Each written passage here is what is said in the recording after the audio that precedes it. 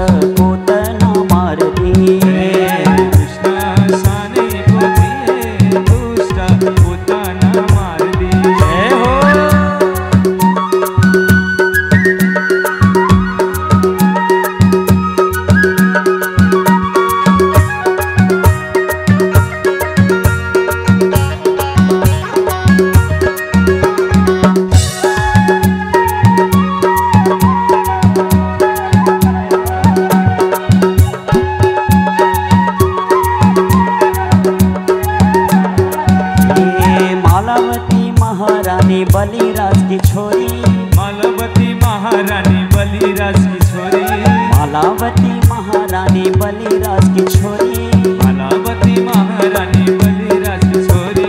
इसले पनि मुक्त भइन् कृष्णजीलाई हेरे। कृष्ण सानै पोथिए दुष्ट पुतना मारदे। कृष्ण सानै पोथिए दुष्ट पुतना मारदिए। हरि बोल।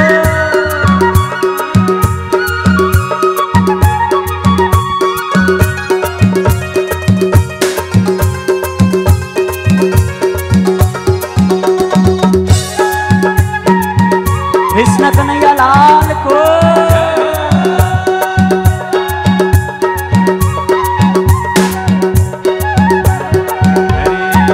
भगवानले छोएपछि मुक्ति हुँदो रहेछ। भगवानले छोएपछि मुक्ति हुँदो रहेछ। दुःख सुख जे भए नि शरण पर्नुपर्छ। कृष्ण सानै पोथिए दुष्ट पुतना मारदे। कृष्ण सानै पोथिए दुष्ट पुतना मारदे। हरि दुष्ट पुतना मारदे। हरि दुष्ट पुतना मारदे। बोले पुतन वधकारी भगवान को जय। सा मुञ्च मुञ्च लमिति प्रभासिणी निष्पीड्यमान अखिल जीव वर्मणि। विवृत्य नेत्रे चरणौ भुजौ मोह प्रविष्णगात्रा क्षिपतिरुरोध। अत्यन्त हृदय कराउँदै आत्तिँदै आज पुतना त्यसरी उसको मृत्यु भयो। भगवानले अनेक अनेक प्रकारका लीलाहरू गर्नुभएको छ सजन। अब अगाडि गएर भगवान बिस्तारै बिस्तारै, पहिला कुरा त सबैलाई थाहा भयो, ओहो यस्तो भयङ्कर राक्षसी आज आएकी रहेछ हाम्रो घरमा। कृष्णलाई दुग्धपान गराउने बहानाले बस यसले यस्तो नराम्रो कर्म गरेकी रहेछ, दुष्कर्म गरेकी रहेछ। कृष्ण त्यो पुतनाको छातीमा यसरी फुत्तुम फुत्तुम फुत्तुम फुत्तुम खेल्दै हुनुहुन्थ्यो अरे। पुतनाको शरीर भयङ्कर ठुलो थियो, 7 कोससम्म टाढासम्म त्यो पुतनाको शरीर पुगेको थियो। त्यो छातीमाथि खेल्दै गरेका कृष्णलाई निकाल्नको लागि कमसेकम भयङ्कर अग्लो सिँढी बनाएर त्यो सिँढीमाथि चढेर अनि बल्ल त्यहाँ माथि पुतनाको शरीरमा गएर कृष्णलाई निकालेर लिएर आएछन् ग्वालबालहरूले।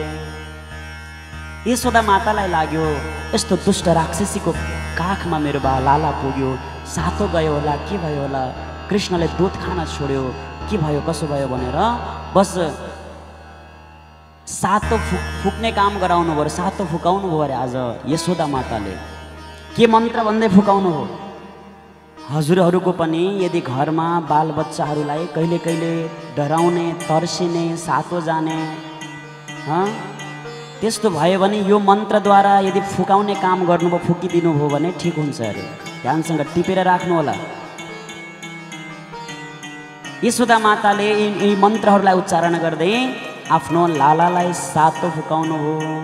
इन्द्रियाणि ऋषिकेशः प्राणान् नारायणो बतु श्वेतदीपपतिश्चित्तं मनो योगेश्वरो बतु। प्रश्ने गर्वस्थुते बुद्धे आत्मानं भगवान् परः क्रीडन्तं पातु गोविन्द शयानं पातु माधव। प्रत्येक भगवान इन्द्रियहरूको भगवान ऋषिकेशले रक्षा गरून्, नारायण भगवानले प्राणको रक्षा गरून्, यस्तै प्रकारले कृष्णगर्भ भगवानले बुद्धिको रक्षा गरून्। सब सारा देवी देवताहरूले मेरो बाबुको, मेरो लालाको प्रत्येक अङ्ग प्रत्यङ्ग, मन बुद्धि सबको रक्षा गरून् भनेर यो दिव्य मन्त्र उच्चारण गर्दै जब सातो फुकिदिनु भयो, त्यो दुध खान छोडेका थिए, कृष्ण रोइरहेका थिए, चट्टै ठिक भएछ। अब यस्तै यस्तै भगवानका दिव्य लीलाहरू बडा सुन्दर तरिकाले गुणगान गाइरहनु भएको छ श्री सुखदेवजी महाराजले। भन्नुहुन्छ अरे, हे परीक्षित, त्यो मार्नका लागि आउने, काल बनेर आउने त्यो पुतनालाई पनि भगवानले मातृगति प्रदान गर्नु हो अरे। बस आफूले दुग्ध स्तनपान गर्नु हो, पुतनाको उद्धार गर्नु हो, आफ्नो धाममा बास दिनु हो। यति दयालु, यति कृपालु यो संसारमा अरू को नै हुन सक्छ र? अहो वकीयं स्तनकालकूटं जिघंसया पाययद प्रसाद्वे लेभे गतिं धातृचितां ततोऽन्यं कं वा दयालुं शरणं व्रजेम। परीक्षित, यहाँभन्दा दयालु अरू संसारमा को हुन सक्छ? हामीलाई कसैले एक थप्पड हान्यो, त्यो टाढै छ, अझै छोडिदिनुहोस्, कसैले एक वचन लगायो भने सहन सक्दैनौँ, कम्मर कसेर लड्न जान्छौँ, झगडा गर्न थाल्छौँ। जो मार्नका लागि आएको छ उसलाई भगवानले आफ्नो मातालाई, यशोदा मातालाई, देवकी मातालाई जुन स्थान दिनुपर्ने हो, जुन गति प्रदान गर्नुपर्ने हो, त्यो गति दिनु हो। कति दयालु हुनुहुन्छ प्रभु, कति कृपालु हुनुहुन्छ भगवान। अब कृष्ण बिस्तारै बिस्तारै बढ्दै गएका छन्, 3 महिनाका पुगेछन्। कृष्णको जन्मेको नक्षत्र आएछ, जन्मदिन त्यो नक्षत्रको दिन पारेर अब 80 वर्षमा एउटा सन्तान भएको छ। नन्द बाबा यशोदा मैयालाई उत्सव मनाउने बहाना चाहिन्थ्यो अरे क्या। सामान्य केही पर्यो, आज बाबुको जन्म राशिको दिन, आज बाबुको जन्म नक्षत्रको दिन, आज यता कोल्टे फर्किन थाल्यो मेरो बाबु, अब उत्सव मनाउने। यस्तै यस्तै जन्म 3 महिना बित्यो, बस जन्म नक्षत्रको त्यो दिन पारेर उत्सव मनाउन थालेछन्। सब ब्रजका ग्वालबालहरू आएका छन्, नाचगानमा लागिरहेका छन्। जब अतिथिहरू सबै आएका थिए, यशोदा माताले अतिथिको सेवा सत्कार गर्न थाल्नुभयो। कृष्णलाई निद्रा लागे जस्तो लागेर अब घरमा सबै हल्ला खल्ला भइरहेको छ। नजिकै गौशालाको छेउमा एउटा गाडा राखिएको रहेछ, गोरु गाडा, हजुरले बुझ्नुहुन्छ नि, त्यो गोरु गाडा गौशालाको छेउमा राखिएको रहेछ। बस त्यही गाडाको तल लगेर सुताइदिनु भएछ, झलुङ्गो बनाएर। एकछिन बाबु शान्तमाया निदाउँदै गरोस्, म अतिथिहरूको सेवा सत्कार गर्छु भनेर यशोदा मैयाले कृष्णलाई त्यहाँ लगेर सुताउनु भएको रहेछ। बस कंसले अर्को दुष्ट राक्षसलाई पठायो। को त भन्दा सकटासुर नाम गरेको राक्षसलाई पठायो। पुतनालाई पठाएको थियो कृष्णलाई मार्नका लागि भनेर, पुतना फर्केर गएन। अब अर्को दुष्ट पठायो राक्षस, सकटासुर नाम गरेको राक्षस। जुनसुकै रूप पनि उसले बनाउन जानेको थियो, मायावी थियो त्यो पनि। उसले हेर्यो कृष्ण गाडाको तल सुतेका रहेछन्, सब नाचगानमा मस्त भएका छन्। यही मौका पारेर मैले अब यसलाई यहीँ वध गरिदिन्छु। कदाचिदौत्थानिक कौतुकाप्लवे जन्मरक्ष योगे समवेत योषिता वादित्र गीत द्विज मंत्र वाचकैः चकारसे सोनोर विषेचनम सती।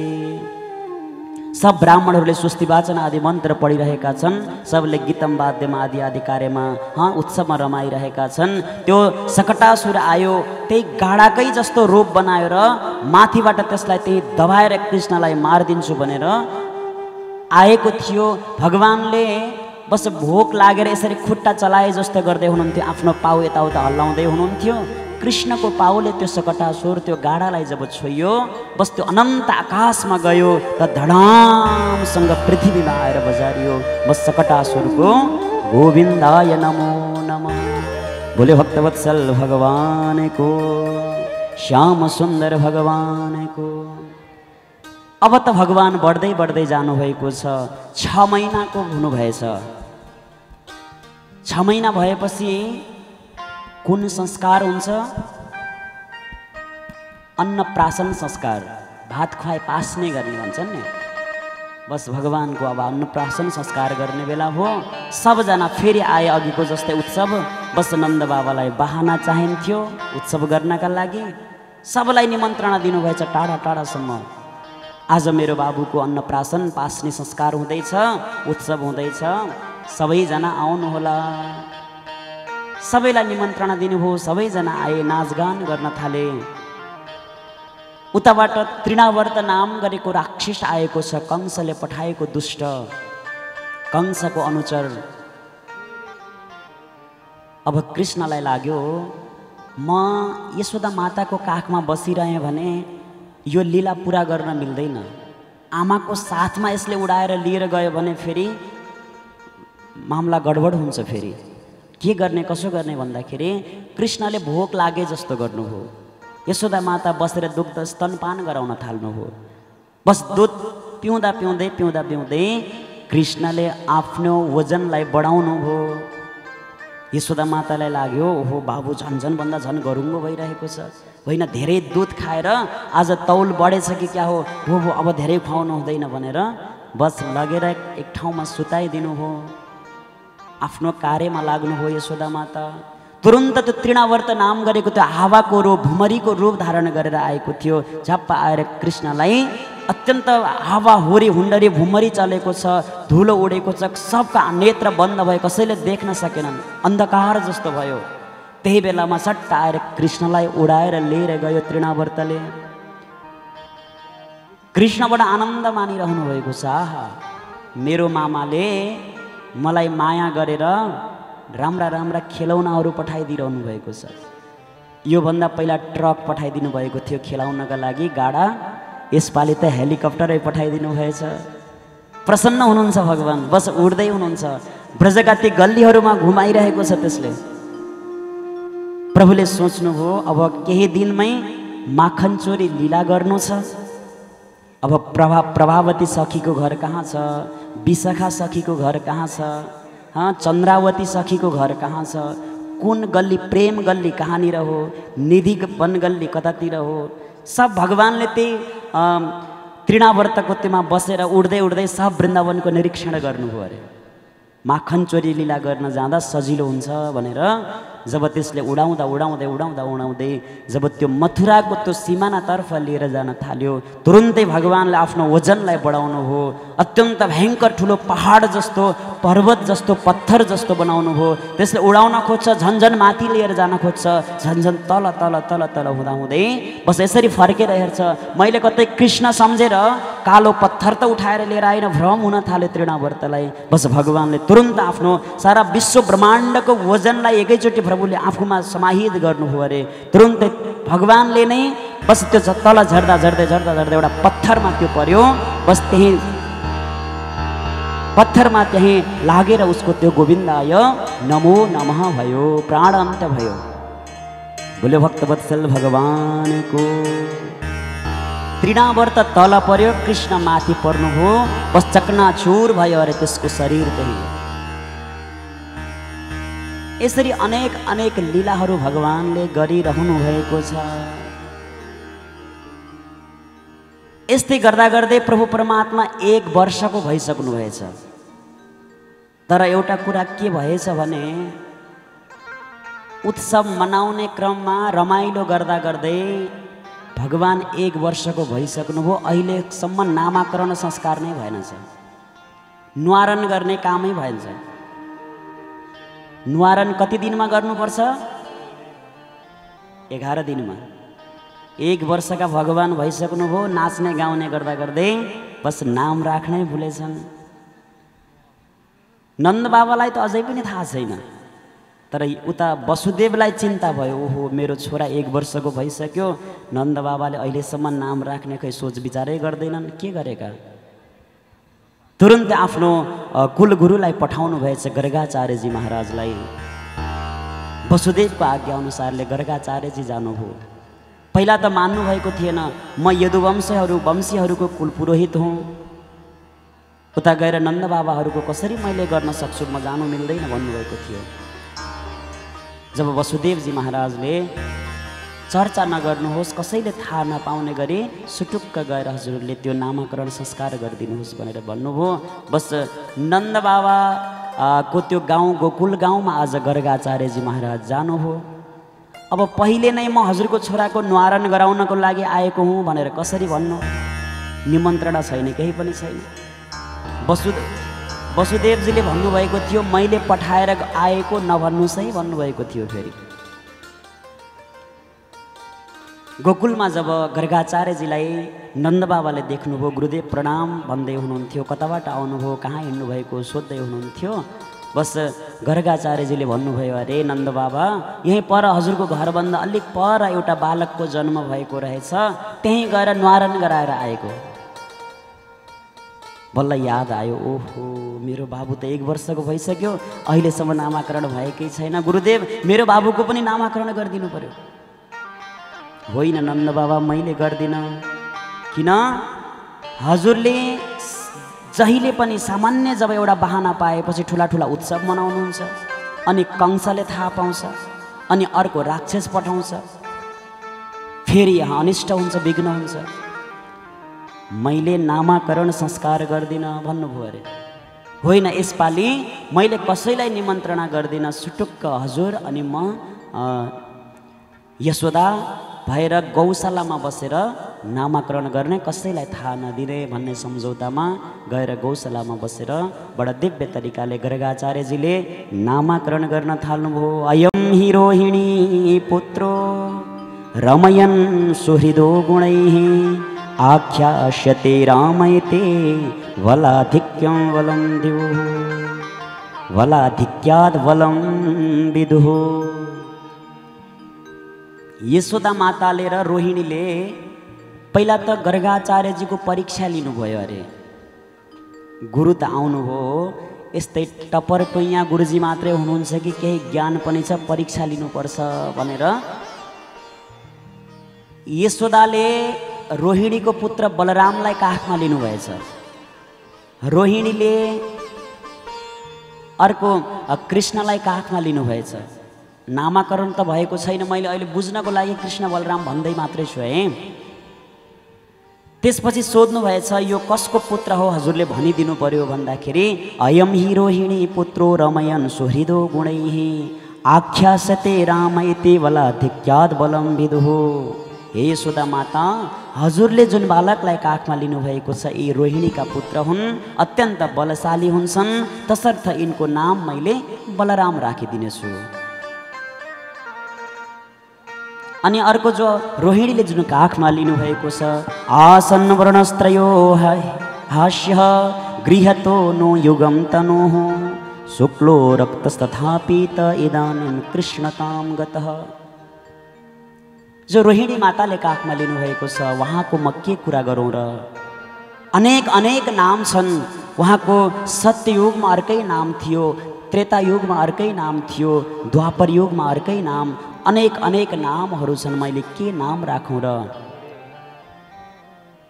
तर हेर्दाखेरि कृष्ण वर्णको कालो वर्णको हुनुहुन्छ, तसर्थ मैले उनको नाम कृष्ण राख्छु। तर गोपाल सहस्र नाममा 1000 नाम छन्, विष्णु सहस्र नाममा 1000 नाम छन्, अनेक अनेक नामहरू छन्। सबले आफ्नो आफ्नो नाम आफूलाई जुन प्यारो लाग्छ त्यही नामले बोलाउँछन्।